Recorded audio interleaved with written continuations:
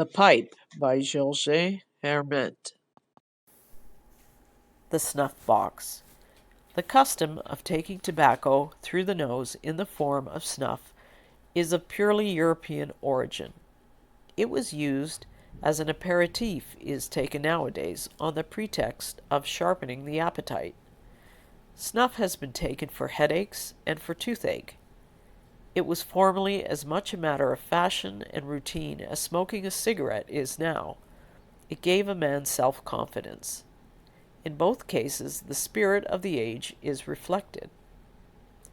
Among the more celebrated snuff-takers were several popes, though in this context mention should be made of Urban VIII and Innocent XI, who prohibited taking snuff in church on account of the disturbance created by the continual snapping open and shut of the snuff-boxes. Louis IV and Louis V were snuff-takers. So were such great figures as Napoleon, Frederick the Great, Voltaire, Talleyrand, Rousseau, etc.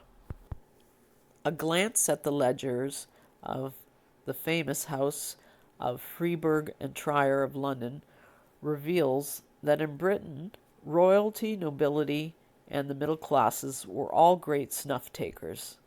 Snuff was originally sold in solid carrots, which the purchaser had to grind up for his own use, in a little pocket mill or grater. And it was this, among other things, that inspired the campaign against the noisy and offensive habit of taking it. Not only was it forbidden, as we have seen, in church, but priests who had fallen victim to the inveterate vice were obliged to abstain from it for at least an hour before and 2 hours after saying Mass.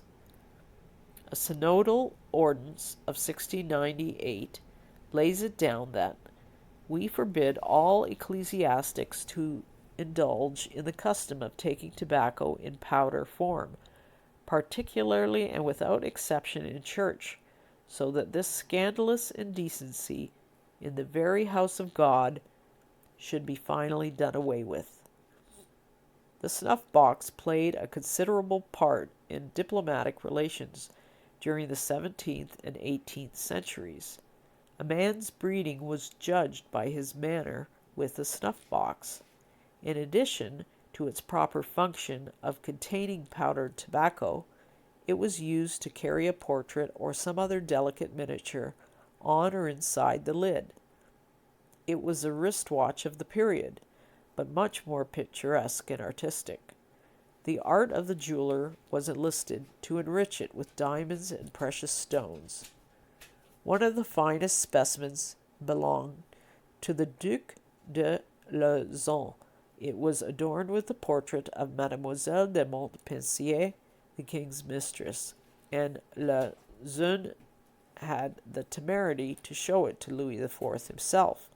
It was Louis's physician, Fagon, by the way, who once sent an assistant named Barbin to deliver to the Académie Française a discourse that he, Fagon, had composed against the practice of using tobacco.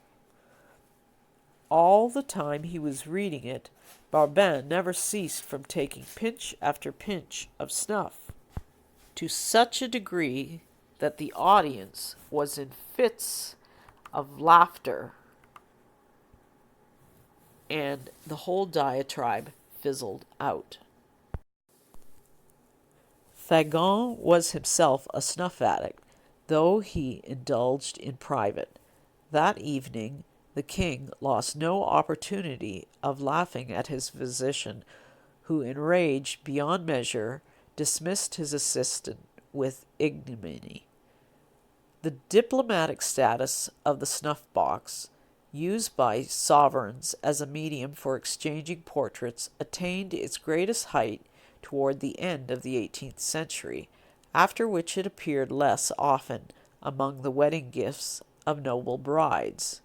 Marie Antoinette received more than 50 when she went to France. It changed in appearance, too, pretty pictures giving place to designs and patterns. In revolutionary France, there were even snuff boxes ornamented with a guillotine. The terror passed, and under the consulate the guillotine was replaced by the weeping willow. Napoleon's setback with the Persian ambassador put him against smoking, but he was a prodigious snuffer. Innumerable snuff boxes passed through his hands, but they were either dashed to the ground in one of his outbursts of temper, or were given to those about him when he was in a genial mood.